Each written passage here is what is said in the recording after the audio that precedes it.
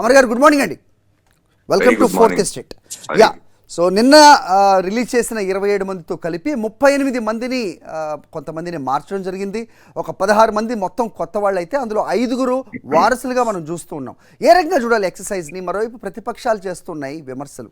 మొదటి నుంచి మనం చూస్తున్నాం ఇలా మార్పులు చేర్పులు, ఇక్కడ పనికిరాని వాళ్ళు అక్కడ ఎలా వస్తారు, కొత్త క్యాండిడేట్ని చేయడం ఎందుకు అంటే అక్కడ ఉన్న వ్యతిరేకత అభ్యర్థుల మీద కాదు, సాక్షాత్తు ముఖ్యమంత్రి మీద, ఇలాంటి వ్యాఖ్యలన్నీ వినిపిస్తూ ఉన్నాయి. ఎలా చూస్తారు మీరు? 2-3 విషయాలు హరి. ఒకటి, ఇది ఒక రాజకీయ పార్టీకి సంబంధించిన అంతర్గత విషయం. ఒక రాజకీయ పార్టీ, అధికారంలో ఉన్న రాజకీయ పార్టీ తాను ఎక్కడ ఎవరిని పోటీకి నిలబెట్టాలి అనేది ఆ రాజకీయ పార్టీ నిర్ణయించుకుంటుంది. ఆ రాజకీయ పార్టీ యొక్క నాయకత్వం నిర్ణయించుకుంటుంది.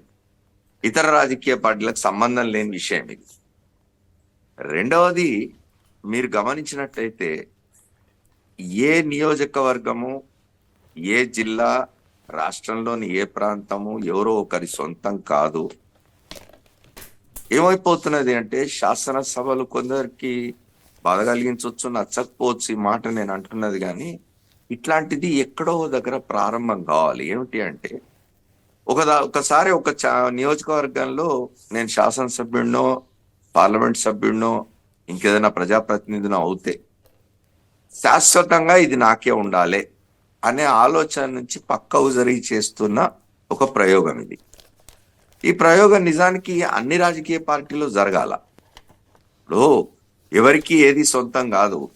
మనం రాజకీయాలు చేస్తున్నది, రాజకీయ పార్టీలు పెట్టుకున్నది అధికారంలోకి వచ్చి ప్రజలకు సేవ చేయడానికి అనే ఒక అంతిమ లక్ష్యానికి అందరూ సిద్ధం కావాలి. అక్కడ ఈసారి ఫలానా అభ్యర్థి అయితే గెలిచే పరిస్థితి లేదు కాబట్టి మార్చుకుంటాం, లేదా పక్క నియోజకవర్గంలోనో ఇంకో నియోజకవర్గంలో ఉన్న అభ్యర్థికి ఇక్కడ ఇతరేతర కారణాల వల్ల, సామాజిక వర్గాలకు సంబంధించిన లెక్కల వల్ల వీళ్ళనిటి పంపాలి అనుకున్నప్పుడు ఆ రాజకీయ పక్షం పంపుకుంటుంది. ఇది పూర్తిగా ఒక రాజకీయ పక్షానికి సంబంధించిన వ్యవహారం. దీని మీద ఇతర రాజకీయ పక్షాలకు కామెంట్ చేయాల్సిన అవసరం లేదు, వారికి ఆ హక్కు కూడా లేదు. రెండవది ఏమిటి అంటే, మీకు గుర్తుండుంటే 2014 వరకు కూడా చంద్రబాబు నాయుడు గారి కుటుంబం ఎక్కడ ఓటేసింది, రాజశేఖర రెడ్డి కుటుంబం ఎక్కడ ఓటేసింది. రాజశేఖర రెడ్డి గారి కుటుంబం ఏనాడు పులివెందుల్లో తప్ప ఇంకెక్కడ ఓట్లేయలే. వాళ్ళు పులివెందులతోనే ఉన్నారు, పులివెందులకు వెళ్ళి వస్తూ ఉంటారు రాజకీయాలు చేస్తున్నప్పుడు. ఉమ్మడి రాష్ట్రంలో హైదరాబాద్ రాజధాని అయినప్పటికీ కూడా వాళ్ళు పులివెందులను విడిచిపెట్టలే, కడప జిల్లాను విడిచిపెట్టలే.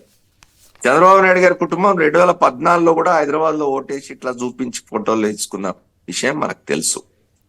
ఇవాళకి ఇంకా చంద్రబాబు నాయుడు గారికి తన గ్రామం నారావారిపల్లె ఏ నియోజకవర్గంలోకి వస్తుందో ఆ చంద్రగిరి నియోజకవర్గంలో ఇల్లు లేదు. నారావారిపల్లె ఉంటే ఉండొచ్చు, తన స్వగ్రామం కాబట్టి. తాను దత్తత తీసుకున్నా లేదా తాను వలసపోయిన కుప్పంలో ఇల్లు లేదు, ఇప్పుడు కట్టుకుంటున్నా అని చెప్తున్నారు. ఇంకా పూర్తయినట్టు లేదు ఆ ఇల్లు. ఎవరు స్థానికులు, ఎవరు స్థానికేతరులు, ఎవరిని నాన్ లోకల్ పాలిటీషియన్స్ అనాలి అనేది ఇప్పుడు నేను చెప్పిన దాన్ని బట్టి అర్థం చేసుకోవచ్చు.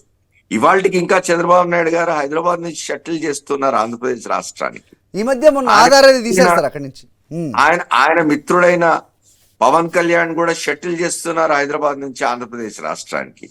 వీళ్ళు వేరే రాష్ట్రంలో ఉండి ఆంధ్రప్రదేశ్ కు వెళ్ళి టెంపరీ రాజకీయాలు చేస్తున్న వాళ్ళు ఇవాళ వైఎస్ఆర్ కాంగ్రెస్ పార్టీ కొన్ని స్థానాల్ని, ఇప్పుడు నేను ఆ లెక్కలు చెప్పదలుచుకోలేదు, మొన్న 11 అయినాయి, నిన్న 25 అయినాయి, మొత్తం 37 అయినాయి, ఇంకో 13 అవుతాయా, ఇంకో 20 అవుతాయా కాదు, ఎన్ని అవసరం అనుకుంటే అన్ని చోట్ల అభ్యర్థుల్ని మార్చుకుంటారు. ఎన్ని చోట్ల అవసరం అనుకుంటే అన్ని చోట్ల అభ్యర్థుల్ని ఈ నియోజకవర్గం నుంచి ఇంకో నియోజకవర్గానికి పంపించుకుంటారు. లోక్సభ సభ్యులుగా ఉన్న వాళ్ళని శాసనసభకు తీసుకురావచ్చు, శాసనసభ సభ్యులుగా ఉన్న వాళ్ళను లోక్సభకు పంపొచ్చు, లేదా వాళ్ళు ఈసారి ఇబ్బంది అవుతుంది, వాళ్ళు అక్కడ గెలవరు అనుకుంటే వాళ్ళని పక్కన కూర్చోబెట్టి తర్వాత మళ్ళీ అధికారంలోకి వచ్చిన తర్వాత, మనం మళ్ళీ గెలిచిన తర్వాత వాళ్లకు సముచితమైన ప్రాతినిధ్యం ఉంటది, సముచితమైన ప్రాధాన్యత ఉంటది అని చాలా స్పష్టంగా ముఖ్యమంత్రి, పార్టీ అధ్యక్షుడు జగన్మోహన్ రెడ్డి ఇప్పటికే చెప్పున్నారు. అయినా సరే ఇది మా అడ్డా, ఇక్కడికి ఎవడు రావడానికి వీల్లేదు, మేమే ఉండాలి అని ఎవరైనా అనుకుంటే అది వాళ్ళ ఇష్టం. దాన్ని వాళ్ళ రాజకీయాలు వదిలిపెట్టిపోతా అంతెందుకు అమర్ ఉంటే, గారు, పార్టీ వదిలిపెట్టకపోతా ఉంటేనో ఐ హ్యావ్ టు యాడ్. వాళ్ళు చేయగలరు. ఇప్పుడు ఆయన ఒక మాట చెప్తూ ఉన్నారు ముఖ్యమంత్రి, మనం మంచి పనులు చేసినాం, సంక్షేమం చేసినాం, రాష్ట్రంలో అభివృద్ధి తీసుకొచ్చే ప్రయత్నం చేస్తూ ఉన్నాం, వీలైనంత వరకు అక్కడున్న పరిస్థితుల దృష్ట్యా జరుగుతున్న అభివృద్ధి మనం చూస్తూ ఉన్నాము. ఇవన్నీ చేసినప్పుడు మనకెందుకు 175 స్థానాలు రావు అనే ఒక విశ్వాసంతో ఆయన పోతూ ఉన్నాడు. దానికి అనుగుణంగా ఆయన చేయించుకున్న సర్వేలు కావచ్చు, ఆయన చేయించుకున్న ఆయన తెప్పించుకున్న వివరాలు కావచ్చు, వాటి దృష్ట్యా ఆయన మార్పులు చేర్పులు చేస్తున్నాడు. ఇవాళ చంద్రబాబు నాయుడు గారిది సొంత నియోజకవర్గం కాదు కుప్పం, ఆయన నారవారిపల్లెకి సంబంధించి చంద్రగిరిలో పోటీ చేసుకోవాలి. పై ఆ మాటకు వస్తే ఆయన పవన్ కళ్యాణ్ కు అసలు ఆయన గతంలో పోటీ చేసిన 2 నియోజకవర్గాలు గాజువాక గాని భీమవరం గాని, ఆ 2 ఆయన సొంత నియోజకవర్గాలు కావు. ఈసారి తిరుపతి పోతాడు అంటున్నారు, తిరుపతి ఆయన సొంత నియోజకవర్గం కాదు. ఆయన అన్నగారు పోటీ చేసి గెలిచిన తిరుపతి నియోజకవర్గం వాళ్ళ అన్నగారి సొంత నియోజకవర్గం కాదు, వారిది పాలకొల్లు ప్రాంతం, నాకు తెలిసి మొగల్తూరు గ్రామం అనుకుంటాను. అవును సార్, నరసాపురం. అవును. మరి వీరందరూ ఎక్కడెక్కడ పోయి పోటీ చేస్తున్నారు, వీళ్ళు ఎక్కడ నివాసం ఉంటున్నారు, అసలు వీళ్లకు కనీసమైన అర్హత ఉందా ఇతరుల గురించి మాట్లాడడానికి?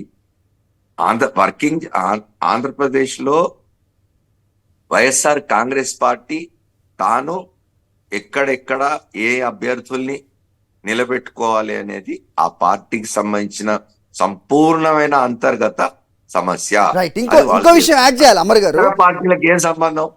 టీడీపీ ఇప్పుడు విమర్శలు ఎవరైతే చేస్తున్నారో, జనసేన, టీడీపీ అవ్వచ్చు, బీజేపీ అవ్వచ్చు, ఇప్పుడు మొత్తం ఆ ముగ్గురులో కలిసిందో లేదో ఇంకా క్లారిటీ లేదు, కానీ వీళ్ళందరూ అభ్యర్థుల్ని మార్చకుండా ఉంటారా, ఒక చోట నుంచి ఒక చోటకి వెళ్లకుండా ఉంటారనే ప్రశ్నకి మాత్రం వాళ్ళు సమాధానం చెప్పారు. పురంధేశ్వర్ గారి వాళ్ళ ఆంధ్రప్రదేశ్ భారతీయ జనతా పార్టీ అధ్యక్షురాలు, వారు ఎక్కడెక్కడి నుంచి పోటీ చేసినారు?